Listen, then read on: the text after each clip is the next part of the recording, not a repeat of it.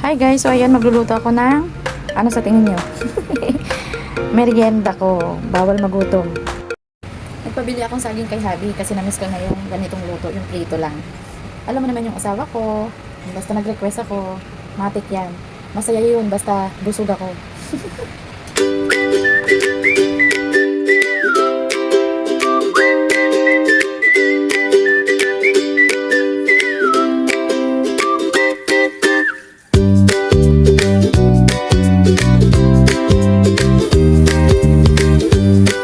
So ayan, na nakaraan guys, nagluto ako niyan. Naku, muntik nang masunog.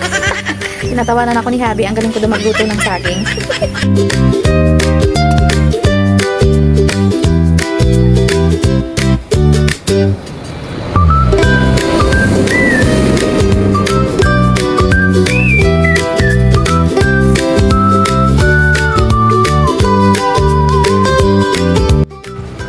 Ayan, luto na guys. So, lapang na ang person. Merienda tayo. Sarap.